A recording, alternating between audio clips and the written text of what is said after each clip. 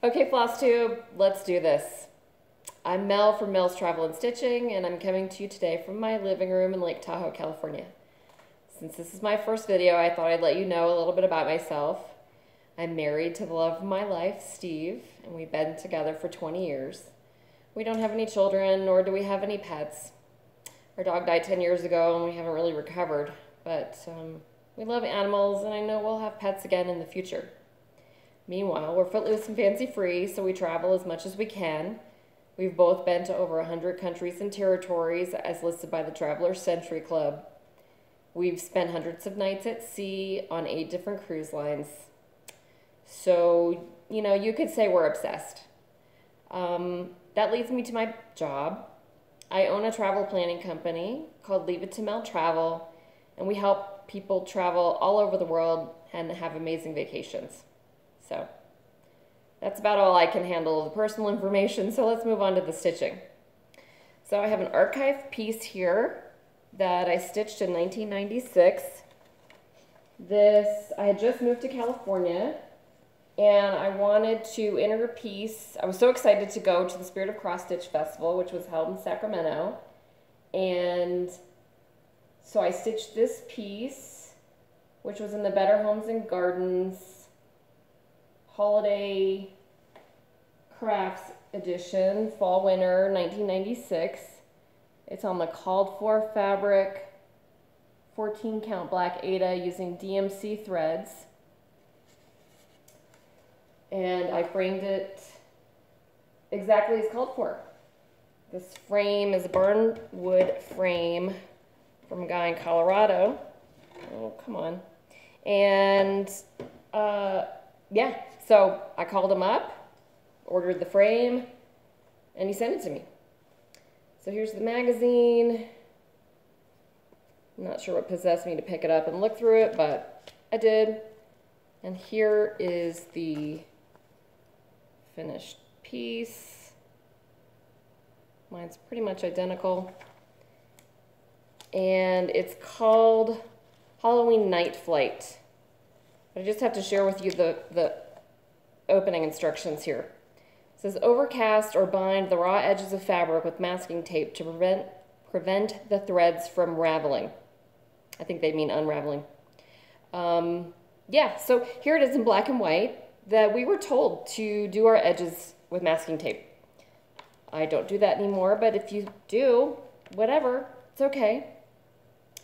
So the little backstory on that piece is I wanted to enter it into my first competition at the Spirit of Cross Stitch Needlework competition, and it's juried. So in the morning I dropped my piece off, and wow, there were some amazing needlework pieces in there. My jaw was on the ground. I'd never seen needlework so fine. It was juried, so that meant they go through all the entries, and then they filter out the pieces that are not going to ultimately be judged. So we had to go back around lunchtime and see if we had been selected for the competition. Needless to say, my first piece, my first fully framed, finished and framed piece that I did myself, did not make the competition, but you know, I was disappointed, but I totally understand because the competition was stiff. Anyway, so I'm walking back to the hotel from the convention center. I got my big frame under my arm, trudging back, and a needlework designer and her friend were walking towards the convention center, and they stopped me on the street asking me what I was doing with the needlework, and I explained the situation, and the designer, I wish I could remember her name, but I can't. She said, wow, that's such a great piece. It's so beautiful. I can't believe it didn't get accepted to be in the competition. And she said, I really like it. So you know what? That made me feel great, and that's all I needed that day. So it was a nice pick-me-up. Anyway, fortunately, I've had more successful competitions since then. Okay, so on my recent finishes, I have this Welcome Summer piece from the Drawn Thread. Let's see. It is stitched on the called for 32 count antique lamb's wool using the called for threads. It's needlepoint ink. I think it's mainly dinky dyes, but the letters, the blue, is done with thread gatherer, which is really cool. It's called Stormy Skies, but it looks like blue jeans to me. Like worn blue jeans. And then the watermelon has some Mill Hill petite beads on it. So this is all silk. It's just really a fun piece. There were quite a few specialty stitches, the bees, and my favorite actually was a stitch I'd never done before, and it's called Square Boss. And it's for the blackberries on the W. I don't know if you can see that so well, but it was really fun. I recommend this piece. You'll see the Welcome Autumn coming up here shortly in my whips. Okay. Another recent finish is the Hands-On Design August Sleep Under the Stars. I did stitch this and finish it while we were camping, so very appropriate. This is part of the Year in Chalk series, and I've done a few of them. Let's see. This is April.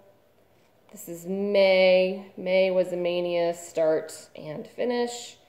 And then July, this was also a Mania start and finish. Okay. Get my notes here. So, on to whips. We have the, what did I do with that? Drawn thread, the Drawn Thread Welcome Autumn. I'm doing the entire, on slate to do the entire welcome, which is summer, autumn, winter, spring.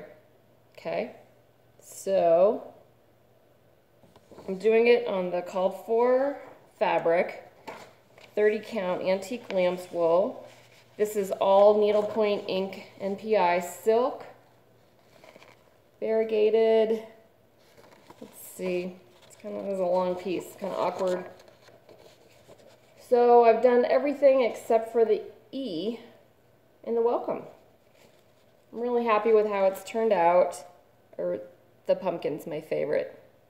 This is one strand of silk on 30 count, which I wasn't so sure about, but I like it, so I'm gonna leave it. Okay, next we have Plum Street Samplers Ghoul. This is a little mini series, G series. So the Ghoul, this was also a Mania start. This piece is stitched on 40 count Lakeside Linens Vintage Meadow Rue. And it's a green tan background with kind of a reddish purple modeling that's not showing up so well. This is, again, needlepoint ink silks, one strand of floss over 2 fibers, linen threads. And yeah, I love it. This piece is so much fun. So much fun to stitch. So I already completed the first in the G series for Mania. This was a Mania start and finish, gather, and I had to have it because of the squirrels. I love the squirrels. This is stitched on 40 count Vintage Light Exemplar by Lakeside Linens. Also needlepoint ink silks, one strand of floss for over 2 threads. Okay. So, and then the rest, the 2 other G's in the series are Gobble for November and then Give for December. So we'll see if I get to those. I have to look at the sticker. Yeah. Okay. So my other whip is the Lizzie Kate Tingles series. I think there's quite a few people working on this. I'm stitching it all together on one piece of fabric to do the whole long piece. So it's pretty big.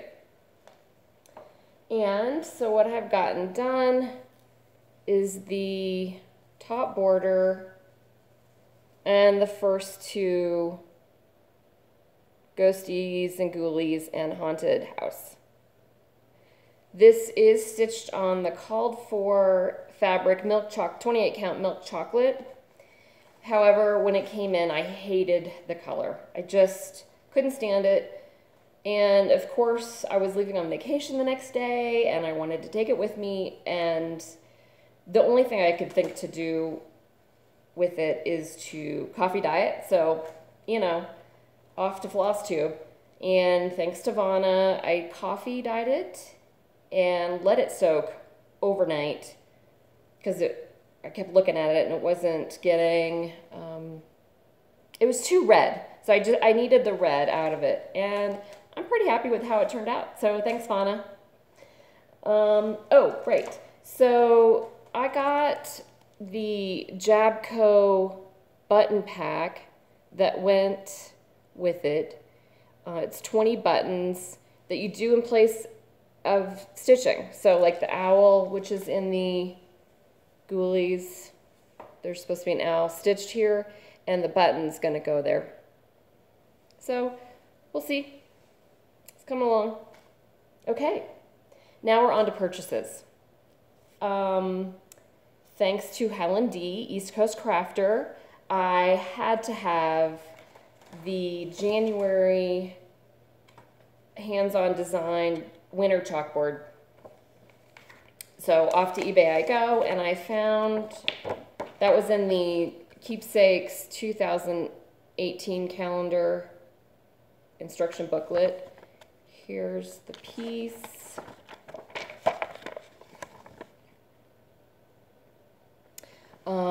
So eBay auction, my husband actually monitored the auction for me and got it. Yay. It was bundled with the 2015 Keepsakes. There's not a whole lot on here that I'm interested in, the 15. But in the 2016, there's, you know, a few pieces that I could do. I really love this turkey. I'm not sure I could stand doing that big of a piece. It's I think 30 by 30, no, 13 by 30.